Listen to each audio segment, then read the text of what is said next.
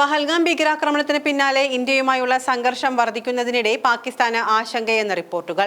പാകിസ്ഥാൻ സൈന്യം നിർണായകമായ പീരങ്കി വെടിക്കോപ്പുകളുടെ കടുത്ത ക്ഷാമം നേരിടുകയാണ് എന്ന് വാർത്താ ഏജൻസിയായ ANI ആണ് റിപ്പോർട്ട് ചെയ്യുന്നത്. പാകിസ്ഥാൻ സൈന്യത്തിന്റെ യുദ്ധ പോരാട്ട ശേഷി വെറും 4 ദിവസത്തേക്ക് മാത്രമേ നിലനിൽക്കൂ എന്ന് വൃത്തങ്ങളെ ഉദ്ധരിച്ച് ANI റിപ്പോർട്ട് ചെയ്യുന്നു.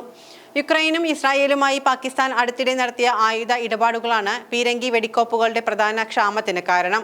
ഇത് അവരുടെ യുദ്ധശേഖരം അക്ഷരാർത്ഥത്തിൽ വറ്റിച്ചു കളഞ്ഞു. സൈന്യത്തിന് വിതരണം ചെയ്യുന്ന പാകിസ്ഥാൻ ഓർഡിനൻസ് ഫാക്ടറികൾ ആഗോളതലത്തിൽ വർദ്ധിച്ചു വരുന്ന ആവശ്യകതയും കാലഹരണപ്പെട്ട ഉൽപാദന സൗകര്യങ്ങളും കാരണം സപ്ലൈകൾ നിറയ്ക്കാൻ പാടുപെടുകയാണ് എന്നാണ് വൃത്തങ്ങൾ സൂചിപ്പിക്കുന്നത്. പഹൽഗാം ഭീകരാക്രമണത്തിന് മറുപടിയായി ഇന്ത്യ അയൽ രാജ്യത്തിനെതിരെ സൈനിക നടപടി ആരംഭിക്കുമെന്ന് പല പാകിസ്ഥാൻ നേതാക്കളും അവകാശപ്പെട്ടിട്ടുണ്ട്. ഇന്ത്യൻ ആക്രമണത്തിന് തങ്ങളുടെ സായുധ സേന ഉചിതമായ മറുപടി നൽകുമെന്നും പാകിസ്ഥാൻ നേതാക്കൾ പറയുന്നുണ്ട്. എങ്കിലും അത് അത്ര എളുപ്പമാകില്ല എന്നാണ് ഈ റിപ്പോർട്ടുകളിൽ നിന്നും വ്യക്തമാകുന്നത്. വിതരണങ്ങൾ കുറയുന്നതിനാൽ പാകിസ്ഥാന്റെ വെടിക്കോപ്പുകൾക്ക് 96 മണിക്കൂർ ഉയർന്ന തീവ്രതയുള്ള സംഘർഷം മാത്രമേ നേരിടാൻ കഴിയൂ. ഇത് അവരുടെ സൈന്യത്തെ ദുർബലപ്പെടുത്തുമെന്നാണ് പറയുന്നത്. ഇന്ത്യൻ സൈനിക നടപടിയെ മന്ദഗതിയിലാക്കാൻ സൈന്യത്തിന് M109 ഹോവിസ്റ്ററുകൾക്ക് 155mm ഷെല്ലുകളോ BM-21 സിസ്റ്റങ്ങൾക്ക് 122mm റോക്കറ്റുകളോ പര്യാപ്തമല്ല.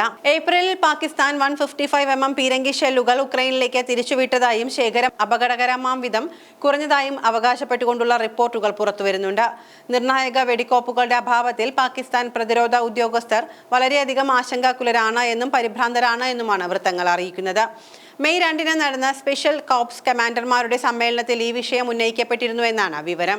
അതിനിടെ ഇന്ത്യ പാകിസ്ഥാൻ അതിർത്തിക്ക് സമീപം പാകിസ്ഥാൻ വെടിക്കോപ്പുകൾ നിർമ്മിച്ചതായി ഇന്റലിജൻസ് റിപ്പോർട്ടുകൾ ഉദ്ധരിച്ച വൃത്തങ്ങൾ അവകാശപ്പെട്ടു. ഇന്ത്യയുടെ ആക്രമണ സാധ്യത മുൻകൂട്ടി കണ്ട് പാകിസ്ഥാൻ ആയുധപ്പുരകൾ നിർമ്മിച്ചിരുന്നു. നേരത്തെ പാകിസ്ഥാൻ സൈനിക മേധാവി ജനറൽ ഖമർ ജാവേദ് ബജ്വ സൈന്യം നേരിടുന്ന വെല്ലുവിളികൾ അംഗീകരിച്ചിരുന്നു. ദീർഘകാല സംഘർഷമുണ്ടായാൽ ഇന്ത്യയെ നേരിടാൻ പാകിസ്ഥാന് ആയുധമോ സാമ്പത്തിക ശക്തിയോ ഇല്ലെന്ന് അദ്ദേഹം പറഞ്ഞിരുന്നു. ഉഗ്രശേഷിയുള്ള ആയുധങ്ങൾ ഉപയോഗിക്കേണ്ടി വന്നാലും അത് 96 മണിക്കൂർ മാത്രമേ നീണ്ടു നിൽക്കുകയുള്ളൂ. ഇത് പാക് സൈന്യത്തെ സ്വാഭാവികമായും ദുർബലപ്പെടുത്തും. പഹൽഗാം ഭീകരാക്രമണത്തിന്റെ പശ്ചാത്തലത്തിൽ ഇന്ത്യ കൈക്കൊണ്ട നടപടികളിൽ വിറങ്ങലിച്ച് നിൽക്കുന്ന പാകിസ്ഥാന് തിരിച്ചടിയാണ് നൽകിയത്. ഇതോടെ പാകിസ്ഥാൻ പ്രതിരോധ മന്ത്രാലയം ആകെ ആശങ്കയിലും പരിഭ്രാന്തിയിലുമാണ്. ഇതിനിടെ നയതന്ത്രപരമായ സമ്മർദ്ദം പാകിസ്ഥാനിൽ ഏൽപ്പിക്കാൻ ഇന്ത്യ പുതിയ തന്ത്രങ്ങൾ ഇറക്കി തുടങ്ങി. പഹൽഗാം ഭീകരാക്രമണത്തിന് ശേഷം പാകിസ്ഥാനെതിരെ നടപടികൾ ശക്തമാക്കുന്നതിന്റെ ഭാഗമായി ചെനാബ് നദിയിൽ നിന്നുള്ള ജലമൊഴുക്ക് ഇന്ത്യ വെട്ടിക്കുറച്ചു. ചെനാബ് നദിയിൽ ഇന്ത്യയുടെ ജലവൈദ്യുത പദ്ധതിക്കായുള്ള ബഗ്ലിഹാർ അണക്കെട്ടിൽ നിന്നുള്ള നീരൊഴുക്കാണ് നിയന്ത്രിച്ചത്. ജമ്മുവിലെ റാംബാനിലാണ് ബഗ്ലിഹാർ. സിന്ധുവിന്റെ പോഷക നദിയായ ചെനാബിനു കുറുകെ ഇന്ത്യ നിർമ്മിച്ച അണക്കെട്ടാണ് ബഗ്ലിഹാർ. ജലവൈദ്യുത പദ്ധതിയായ ബഗ്ലിഹാറിൽ നിന്ന് പാകിസ്ഥാനിലേക്ക് ജലം ഒഴുക്കുന്നത് ഇന്ത്യ തടഞ്ഞിരിക്കുകയാണ്. ഇതിന് സമാനമായ നടപടി ജലം നദിയുടെ പ്രധാന കൈവഴിയായ നീലം നദിയിൽ നിർമ്മിച്ചിട്ടുള്ള കിഷൻഗംഗ ഡാമിലും സ്വീകരിക്കുമെന്നാണ് റിപ്പോർട്ടുകൾ. സിന്ധു നദീജല കരാർ പ്രകാരം പാകിസ്ഥാന് പൂർണ്ണമായും ഉപയോഗിക്കാവുന്ന നദികളാണ് ചെനാബ്, ജലം എന്നിവ. എന്നാൽ ഇവ ഒഴുകുന്നത് ജമ്മു കാശ്മീരിൽ നിന്ന് പാകിസ്ഥാനിലേക്കാണ്. ഇന്ത്യക്ക് ഇവയിലെ ജലം ഉപയോഗിച്ച് വൈദ്യുതി ഉൽപ്പാദിപ്പിക്കാൻ മാത്രമേ അവകാശമുള്ളൂ. 1960 ലോകബാങ്കിന്റെ മധ്യസ്ഥതയിൽ ഒപ്പുവെച്ചാണ് സിന്ധു നദീജല കരാർ.